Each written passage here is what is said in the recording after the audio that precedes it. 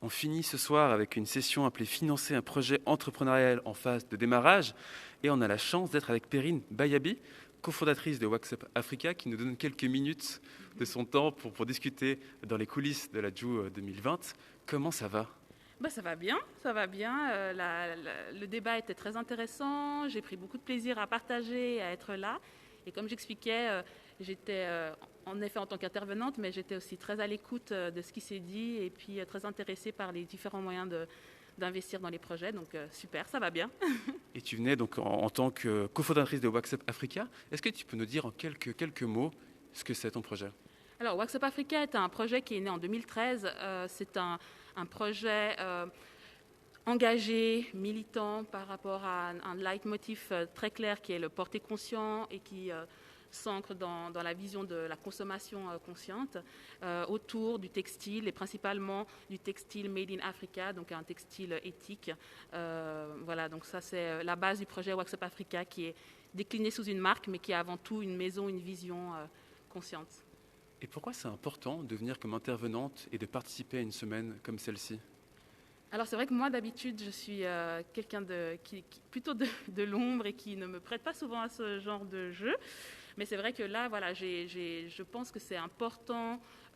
Typiquement, moi, en phase de démarrage, j'aurais aimé aussi avoir des discours qui puissent être dans lesquels je peux me projeter, puis représentatifs aussi. Et puis à un moment donné, dans son parcours, la transmission, voilà, c'est quelque chose de très important chez nous, que la créativité, la transmission de la tendance.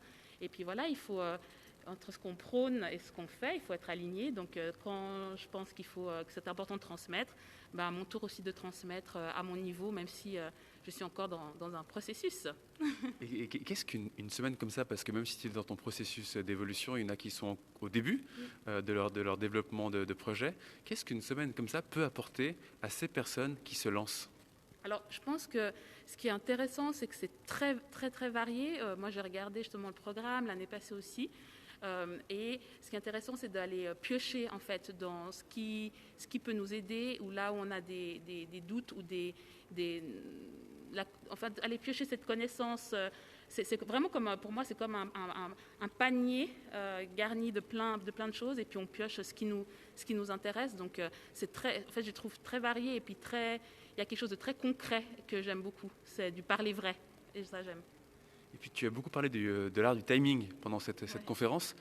Quelle est l'importance du timing quand on se lance dans une aventure entrepreneuriale ? On dit souvent être au bon endroit au bon moment, c'est-à-dire que les idées, je pense que tout le monde a de bonnes idées, il n'y a pas de mauvaises idées, mais c'est vrai que certaines idées arrivent, il s'avère que des fois l'idée arrive au bon moment. Donc c'est vrai que le timing c'est quelque chose, des fois on dit de la chance, on peut le nommer la chance, mais je pense que c'est quelque chose qu'il ne faut pas négliger dans le sens où on n'est pas forcément maître du timing, mais d'être attentif à savoir si son projet prend naissance au bon moment, quitte à des fois attendre, ne pas être trop pressé et de sentir quand le timing est le bon pour soi. Tu avais parlé du timing aussi par rapport à cette situation de Covid et par rapport à certains projets qui n'arrivaient pas à se développer à cause de ça. Tu as parlé aussi d'anticipation. Comment on anticipe l'après-Covid en tant que start-up ? Alors, anticiper l'après-Covid, je pense qu'il faut, je répondrai très simplement, je suis convaincue que qu'il y a un monde avant et le monde de demain. Pour moi, anticiper, c'est de ne pas se dire tout recommencera comme avant. Et puis en même temps, je pense qu'il ne faut pas que ça recommence comme avant parce que c'est ce qui nous a menés à cette pandémie, puis à cette situation mondiale. Donc du coup, je pense que l'anticipation est de se dire, voilà, comment réadapter mon projet ou si on est aux prémices d'un projet, comment innover encore plus et être dans cette phase de réflexion à qu'est-ce qu'on peut proposer à ce monde de demain qui sera pertinent et qui répondra aux besoins humains de demain. Qu'est-ce qu'on peut proposer ? Donc la semaine propose énormément de contenu, de sessions tout au long de la semaine jusqu'à samedi.